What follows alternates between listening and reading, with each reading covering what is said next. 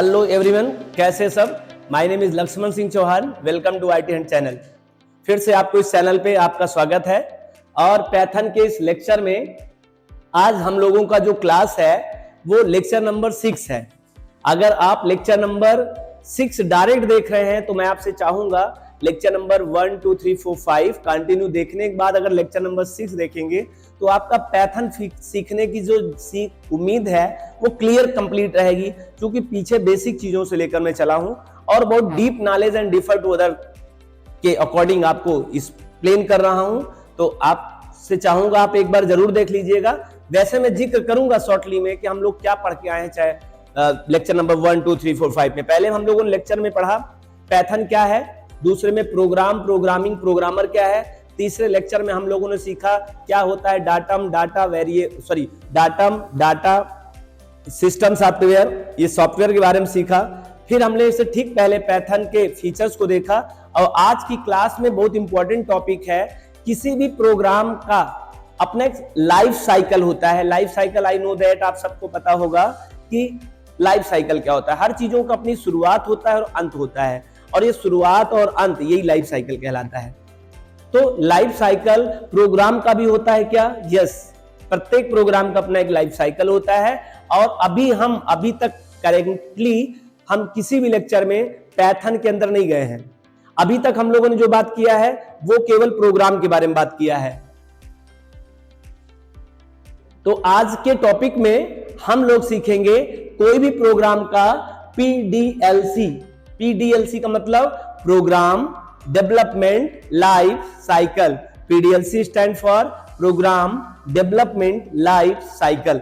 किसी भी प्रोग्राम का अपना एक लाइफ साइकिल होता है। आज हम लोग मिलकर सीखेंगे, चाहे आप C के स्टूडेंट्स हैं, चाहे C++ में प्रोग्राम बनाएंगे, जावा, विजुअल बेसिक, .NET, CSS किसी में भी बनाएंगे, लेकिन आपको प्रोग्राम का एक लाइफ साइकिल होता है, समझना ही पड़ेगा।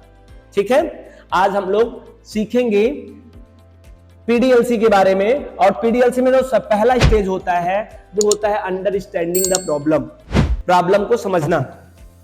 आप सभी स्टूडेंट जानते हैं कि जो प्रोग्राम बनता है वो एक प्रॉब्लम के सलूशन के लिए बनता है, और कोई प्रॉब्लम का जो सलूशन होगा वो तब तक नहीं कर पाएंगे जब तक आपको प्रॉब्लम ही नहीं समझ में आएगी। जैसे आपको कोई प्रॉब्लम ही नहीं समझ में आएगी तो सलूशन के आगे कैसे बढ़ेंगे? तो फर्स्टली यू हैव नीड कि प्रॉब्लम क्या है। आप सॉफ्टवेयर इसलिए नहीं बना रहे होंगे, आपको सॉफ्टवेयर बनाना आता होगा, आप इसलिए सॉफ्टवेयर नहीं बनाते कि आपको समस्या नहीं दिख रही कहीं पे कि समस्या कहां है जिसके लिए सॉफ्टवेयर बनाया जाए। तो सबसे पहले तो आपको महसूस होनी चाहिए इस बात की प्रॉब्लम की समस्या कहां है। इसीलिए यहां क्या बता दिया गया है, अंडरस्टैंडिंग टू प्रॉब्लम। पहले समस्या को समझिए। अगर आप समस्या को समझेंगे तभी आगे आप बढ़ेंगे। प्रॉब्लम समझने के बाद कंस्ट्रक्ट नंबर ऑफ वेरिएबल। यहां NO का मतलब नंबर ऑफ वेरिएबल।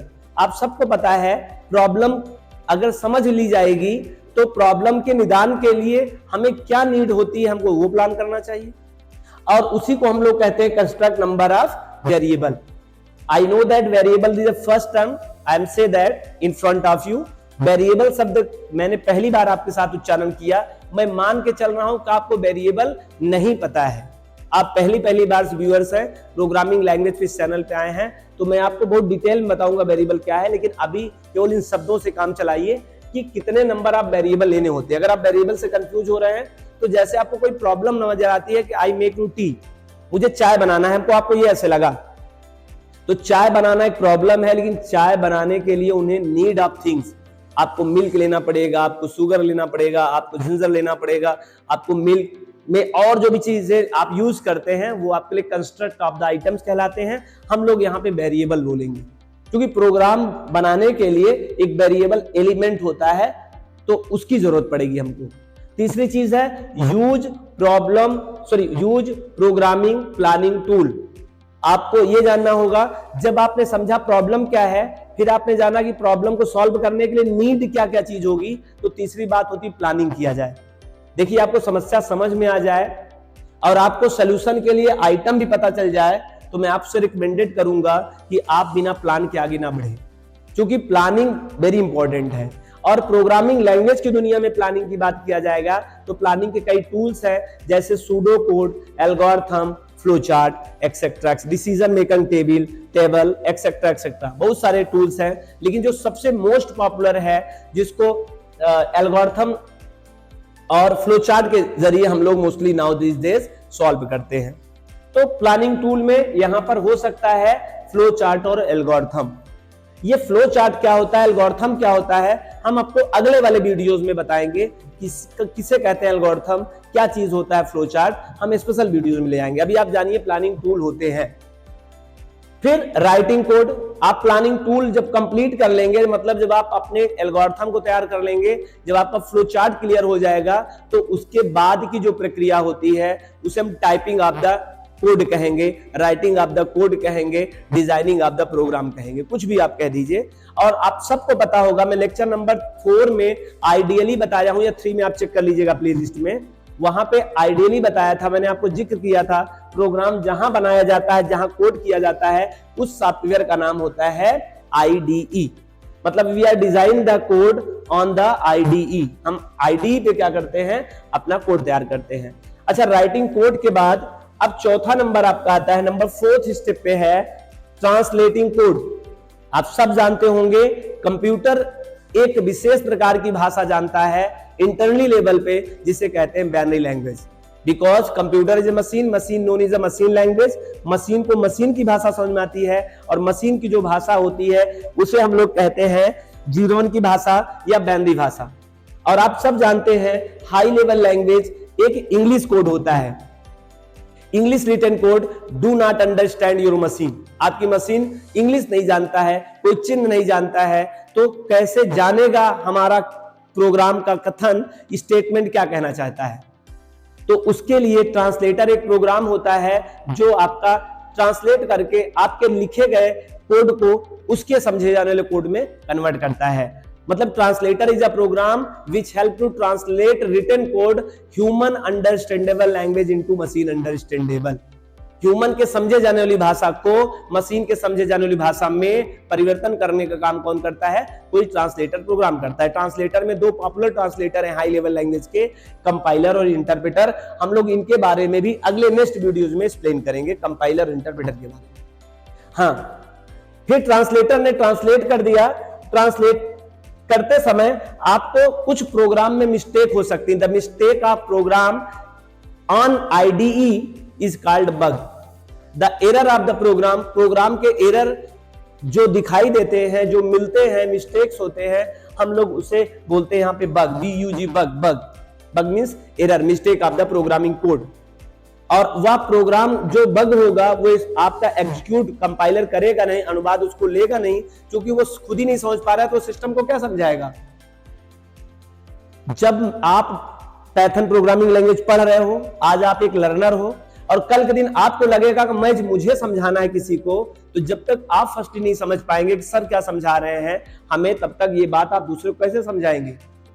तो ठीक उसी तरह से आपको ट्रांसलेट करते समय कंपाइलर ध्यान देता है कि आपने जो कोड लिखा है उसमें क्या ऐसा चीज है जो नहीं समझ पा रहा है, तो वो नहीं वहीं पे रोक लेगा। जैसे आपको रोक लेना है, हमको कमेंट लिखना है, डाउट सेशन लगाने हैं, सर ये टॉपिक आपकी नहीं समझ में आई थी, आप मुझको बताइए, मैं उसके लिए अलग से लेक्चर लेके आऊंगा। तो ट्रांसलेटिंग कोड ट्रांसलेट होता है। कोड ट्रांसलेटिंग के दरमियान, during of the translation of written code is called a mistake, bug. उसी मिस्टेक को बग कहते हैं। और रिमूव ऑफ द मिस्टेक, अब आप सोचोगे बग कौन ढूंढा, बगर एक प्रोग्राम होता है। मैंने आपको बताया था आइडियली बहुत सारे छोटे छोटे प्रोग्राम का कलेक्शन है, तो उसमें एक प्रोग्राम का काम होता है केवल गलतियों को ढूंढना, इसीलिए बनाया गया उसको। और गलतियों को जब आप सुधार कर देंगे तो उसको राइट करके सही करने का काम डिबगिंग कहलाता है। तो अगर आपको लगता है आपके प्रोग्राम में कोई मिस्टेक्स है तो उसे डिबग कर लीजिए, प्रोग्राम को पुनः सही कर लीजिए, फिर रिकंपाइल कराएंगे, आप फिर से अनुवाद कराएंगे।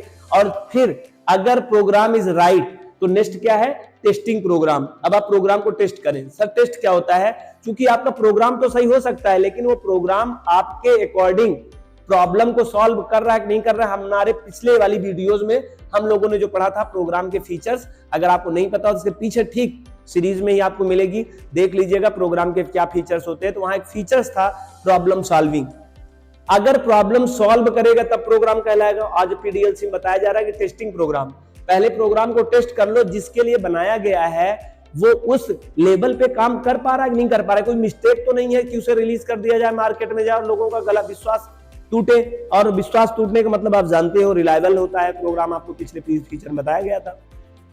तो बहुत बड़ी रिस्पॉन्सिबिलिटी होती है टेस्टिंग। ठीक उसी तरह से अगर हम इस टेस्टिंग करते हैं और टेस्टिंग के बाद मेंटेनेंस तो ऑलवेज होता है। टेस्टिंग के दरमियान 3 प्रकार की टेस्टिंग होती है, अल्फा, बीटा और गामा टेस्टिंग। हम टेस्टिंग के बारे में वीडियो लेके आएंगे, आपको थोड़ा डीप हो जाएगा वो। प्रोग्राम की टेस्टिंग 3 टाइप की होती है, अल्फा, बीटा और gamma.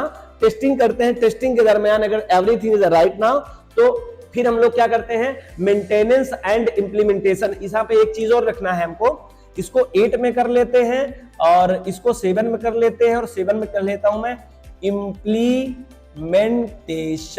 Code.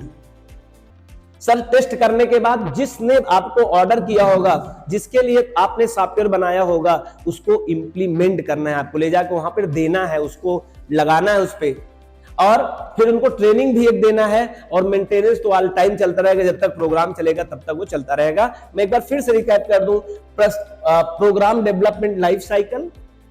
Programme development life cycle में पहला है अंडरस्टैंडिंग टू प्रॉब्लम, प्रॉब्लम को समझना।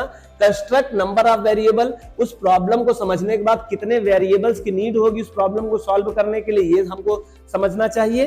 फिर यूज प्रोग्रामिंग प्लानिंग टूल्स, हमें फिर नंबर ऑफ वेरिएबल के बाद हमें प्लानिंग टूल का उपयोग करना चाहिए, मतलब एल्गोरिथम, एल्गोरिथम के बाद फ्लो चार्ट, और एल्गोरिथम और फ्लो चार्ट रेडी हो जाए तब हम लोग आइडियली पे राइटिंग कोड करें। राइटिंग कोड करने के बाद आपकी और रिस्पॉन्सिबिलिटी बनती है ट्रांसलेटिंग कोड, उस कोड को ह्यूमन अंडरस्टैंडेबल कोड को मशीन अंडरस्टैंडेबल कोड में कन्वर्ट कराइए। और वो कन्वर्ट आप नहीं कराते, बल्कि कोई ना कोई एक प्रोग्रामिंग लैंग्वेज, एक कोई ट्रांसलेटर प्रोग्राम कराता है। और यहाँ पर पैथन प्रोग्रामिंग लैंग्वेज की बात कर नहीं रहा हूं, मैं आपको बता दूं क्या यूज करता है। कोई भी ट्रांसलेटर, चाहे असेंबलर होगा, चाहे वो इंटरप्रेटर होगा, चाहे वो कंपाइलर होगा, इन्हीं तीनों के द्वारा आपकी ट्रांसलेटिंग कोड की जाएंगी। और ट्रांसलेटिंग कोड में यदि कोई मिस्टेक पाई गई, आपके इंस्ट्रक्शन में कोई कमी पाई गई, कमी का मतलब in the sense of beyond rule of the programming, उस प्रोग्रामिंग लैंग्वेज के रूल के बियॉन्ड अगर आपको कोई चीज मिलेगा तो आपको एरर मिस्टेक देगा। और एरर या मिस्टेक को हम लोग यहाँ बग कहते हैं, और उस बग को रिमूव करने की टेंडेंसी को हम लोग बोलते हैं डिबगिंग ऑफ द प्रोग्राम। और डिबगिंग के बाद आप क्या करते हैं, टेस्टिंग ऑफ द प्रोग्राम, और टेस्टिंग के बाद आप क्या करेंगे, इंप्लीमेंटेशन कोड, और फिर क्या, मेंटेनेंस तो ऑल टाइम चलता रहता है। मैं शॉर्ट टर्म में एक एग्जांपल जरूर देके चलूंगा जिससे आपको क्लियर समझ में आ जाए, क्योंकि मैंने बताया इस चैनल का एक और उद्देश्य है डीप नॉलेज एंड डिफर्ड उधर। हो सकता है मेरी टेक्निकल बातें नए वाले स्टूडेंट जो अभी अभी प्रोग्रामिंग शुरू कर रहे हैं अपने लाइफ में, उनको कम समझ में आए, तो उनके लिए एक छोटी सी स्टोरी है जो आपको समझ में आ जाएगी। सबसे पहले तो आपको किचन में अगर आप जा रहे हैं तो पहले सुनना जरूरी है कि बनाना क्या है। आई होप अगर आपसे कहा गया बनाना और आप दौड़े चले गए किचन में, बताओ क्या बनाओगे, अब तो डम हो जाएगा दिमाग। और अगर बनाओगे भी तो गलत ही बना रहे हो, क्योंकि उसने जिसने बोला था बनाने के लिए वो तो आपने सुना नहीं। तो सबसे पहले तो हमको सुनना है कि प्रॉब्लम क्या है। उसने चाय मुझे बनाना है, पकौड़ियां तैयार करना है। चाय बनाना होगा तो अलग थ्योरम लगेगा, पकौड़ियां लगेगा तो अलग थ्योरम लगेगा, अलग नीड ऑफ द आइटम्स लगेंगे। तो सबसे पहले तो आपको सुनना है कि प्रॉब्लम क्या है, बनाना क्या है। बनाना कोई प्रॉब्लम नहीं समझ लेना सर कहने बनाना एक प्रॉब्लम है। मैं बनाने को प्रॉब्लम से रिलेट नहीं कर रहा हूं, मैं समझाने के लिए बात कर रहा हूं। बनाएंगे आप कोई चीज तब जब आपको समझ में आएगा क्या कहा गया, ऑर्डर क्या किया गया, तब फिर ऑर्डर जैसे किया गया होगा। अगर आपने पिज्जा ऑर्डर किया होगा तो बनाने वाले के पास जो नीड ऑफ आइटम्स होंगे अलग अलग होंगे, और आपने चाय बनाने का ऑर्डर दिया होगा तो चाय के अलग अलग आइटम्स होंगे। जो भी आइटम्स होंगे वो कंस्ट्रक्ट ऑफ द आइटम तैयार करेगा। यूज प्रोग्रामिंग प्लानिंग टूल, फिर वो क्या करेगा, अपने मेमोरी के लेवल पर उसको एक आइडियाज जनरेट करेगा। वो कंटिन्यूअसली बनाता होगा तो मुझे क्या करना है, अब क्या करना है, ये क्या करना है, उसके बाद क्या करना है, वो मेंटेनेंस करेगा। रफली माइंड लेवल पे उसको क्या करेगा, कंप्लीट करेगा। फिर उसको रियल में लेके आएगा, मतलब काम शुरू करेगा, और काम शुरू करने के बाद उसको क्या करेगा, उसको बनाने वाली प्रक्रिया के दरमियान उसको क्या करेगा, कन्वर्ट कराएगा। वो बॉयल होगा, बॉयल बाद और पकेगा, वो कहलाएगा आपको ट्रांसलेटिंग द कोड। उसको समझ में आ जाएगा अच्छा ये बनना है, वो खुद बनना शुरू हो जाएगा कोई चीज। और डिबगिंग ऑफ द प्रोग्राम। अब जब कोई चीज आप बना रहे होंगे तो उसमें कुछ मिस्टेक भी हो सकती है, हमें बार बार उस बात का ध्यान देना होगा। अक्सर चाय बनाने वालों की चाय फट जाती है दूध फट जाने की वजह से, तो गड़बड़ हो जाता है। तो हमें ध्यान देना चाहिए कि हमें पहले ही ध्यान देना चाहिए कि जिस चीज में जो चीज मिस करने वाले हैं उस चीज का आइटम बहुत साफ सुथरा होना चाहिए। मैं ये कहना चाहता हूं कि जो रूल्स है उसके बियॉन्ड आप काम नहीं करेंगे, काम करेंगे गलती हो जाएगी। गलती होना एक साधारण बात है, लेकिन गलतियों को सुधार करना आपके हाथ में कर सकते हैं, उसे डिबगिंग ऑफ द प्रोग्राम कहते हैं।